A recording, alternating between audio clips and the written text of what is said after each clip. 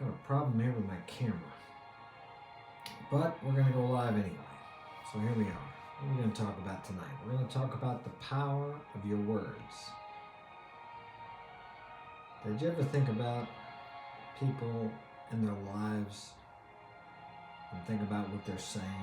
Listen to what they're speaking about and look at what they're getting in their lives. The reason I brought this up, let me adjust this. I don't like this, but for some reason my camera is only working on this angle, so we're going to go with it. How about that? As my son Henry fought tonight, about an hour ago, and he won. And we had spoken before about him not being aggressive enough. Like when the fight started, he kind of just was kind of like, meh. Time he got warmed up, the fight was over, he got outpointed, he lost the fight. He felt like he needed to be more aggressive. And I struggled with the same thing years ago. My coach would tell me, you're not mean enough, you got to get meaner. I'm like, well, how do I do that? So even long ago, before I kind of had an epiphany when I was about 30 years old, in my 20s, I realized that you could talk to yourself or speak to yourself, program yourself to be what you desired to be. So what I did was I made a mantra. I said, how did I say it? I'm a mean, aggressive, continuous punching SOB. I'm trying to quit cussing. And I would say that over and over and over again, as well as I had visualization. I would see myself in the ring fighting. I would see myself knocking my opponent down or beating him senseless in the ropes. Actually, I made a video about this one time and somebody got on me and said, oh, how could you share that with somebody, telling someone that you want to beat them senseless in the ropes? Well, that's the sport, boxing, right? That's what you want to do. You want to knock your opponent senseless. That's what they were trying to do to me, so that's what I was trying to do to them. So I said that over and over, like when I was working in my visualizations, and I would see myself doing that. And when I had my first pro fight, I fought the guy, and in the third round, I had him in the ropes, and I beat him senseless until the referee came and stopped it. Now, before I started this mantra or this self-talk, excuse me, I wouldn't have done that. I probably would have, when I got the guy into the ropes and he was in trouble, I probably would have backed off. Maybe that's the sportsman-like thing to do? I don't think so. What is it? Protect yourself at all times. Anyway, I won the fight. Because I'm telling you what, if you don't defeat that guy, if you don't stop him, he's going to come back and stop you. There's a good chance of that. If you watch some of the old fights, they went like 30 and 40 rounds. If that guy was getting back up on his knee, the opponent would punch him while he's still down on one knee. Now, is that unsportsmanlike? You could always quit. I mean, you know when you're in there that guy wants to hurt you. And if I went down on one knee and a guy hit me, I wouldn't be pissed off because I understand how it works. I do believe in protect yourself at all times. Now, with that being said, Claude, my son, he hasn't fought yet tonight, so I don't know. I'm hoping he'll win because I think he lost his first 2 or 3 fights. But it's tough because the guys they're fighting have already had 4, 5, 6 fights. So, but the guy he fought he fought a guy last time that he had fought before, and when he fought him the first time, in the first round, my son Claude it was tough to watch. He took a lot of hard shots, but he's a lot like me. I don't get warmed up. I don't know if I've ever won a first round in my life. So it was hard to watch as a father. He wasn't moving his head. And in the second round, he started coming on and beating this guy. But Claude's got his nose bleeds. And so at the end of the second round, Claude was starting to get this guy because this guy punched himself out in the first round. So the bell rang and the referee looked at my son and he stopped the fight. And I'm like, what the heck? He stopped it because he had a bloody nose. And I'm like, oh man. I was a little frustrated because I believe Claude would have stopped this guy in the third round or he would have won. But that's the way it goes, right? So Claude fought this guy again about a month ago, something like that. And went pretty good the first round. Claude went after him. Claude got off balance, and the guy knocked Claude down, my son. Now it was a legit knockdown. I'm not making excuses. Claude was off balance. This guy punched him, good shot. He went down. He got right back up. He was okay, and the fight continued. And then this guy hit Claude with a rabbit punch. The first one was iffy. I mean, I don't think he did it on purpose. But the second one, he hit him the first time, and of course it kind of knocked Claude off balance. And Claude's back was completely turned around to this guy, and he just nailed him right in the back on the neck. And it put Claude down, obviously. I've had a couple shots like that, and it almost like vibrates your whole body. I don't know how to explain it. It's different than getting hit here hard. So Claude went down, and the referee never said anything. And I couldn't believe it because, and it was the same referee that refereed the last fight when Claude fought this guy. Because they call, in amateur boxing, they call everything. They don't let anybody get away with anything, but there was nothing said about it. Maybe he didn't see it. I don't know. But the guy won the fight because he rabbit punched him. But then again, protect yourself at all times. But I feel like if my son did that to him, Claude would have been disqualified. Well, that's the way it goes. Okay? Life's not fair. Boxing can be a dirty game. I did it for many years, so I know how it is. So anyway, Claude's fighting tonight. But now I didn't talk to Claude about being mean and aggressive as much as I did to Henry because Henry was kind of complaining about it. And Claude is aggressive. He comes in, he punches.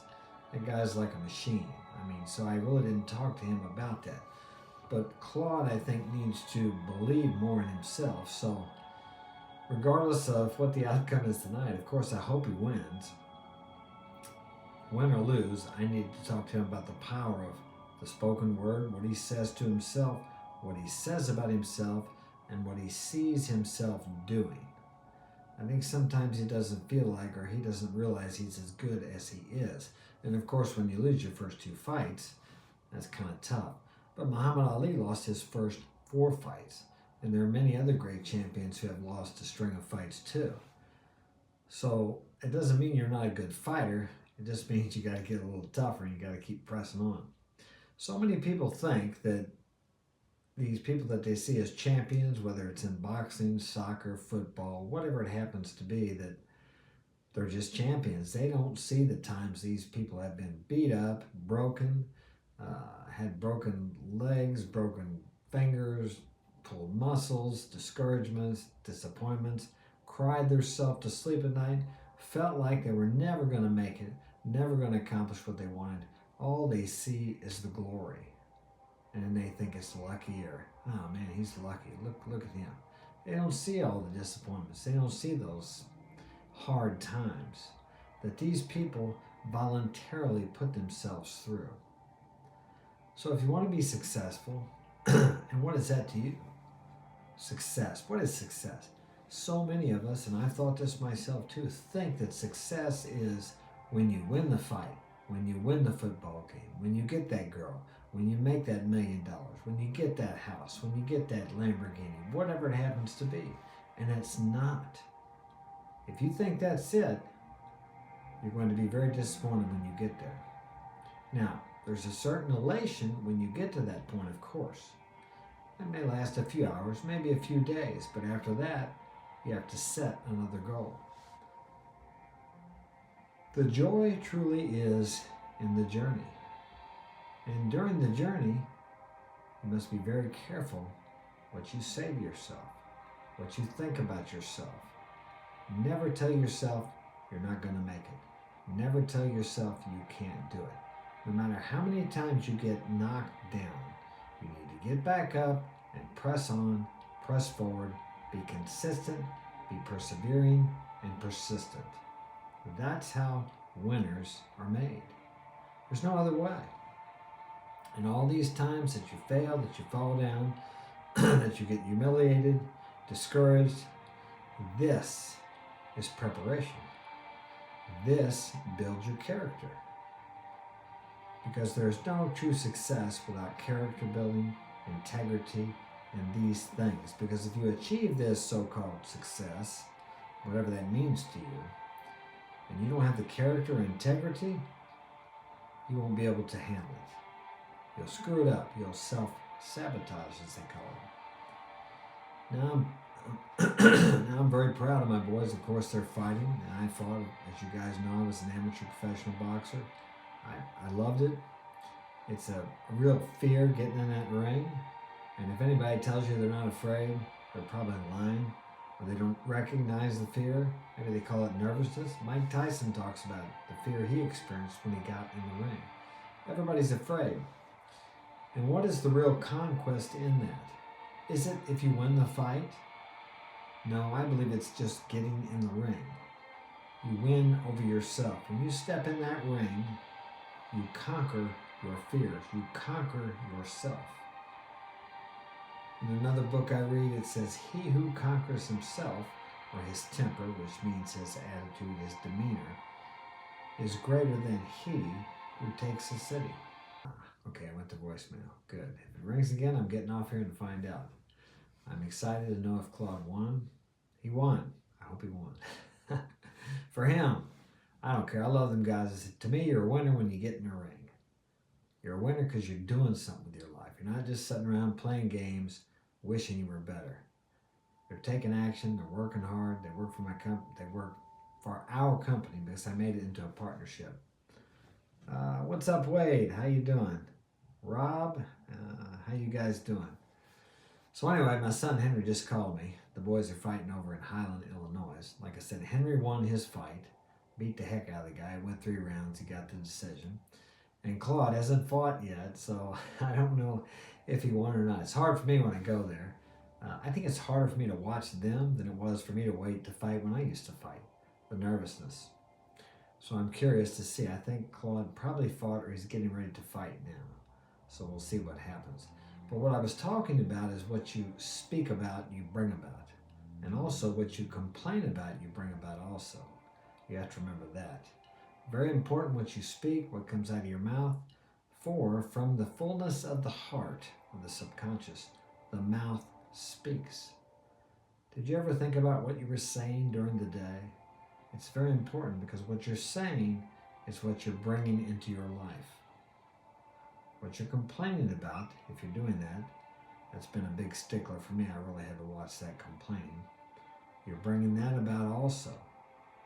So really, if you're not going to say anything good, better to say nothing at all.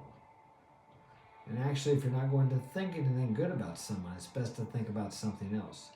Always try to find the good in every situation and everything. It's there, but you have to look for it. But only you can be the policeman of your thoughts and your words. Because from them stem your actions, and your actions create your life. It all begins with the seed of your thought, the seed of your spoken word, which springs into action and brings the manifestation into your life. So I'm going to get off here. I want to find out if Claude won. I'm hoping he did. And I will see you guys next time. Take care.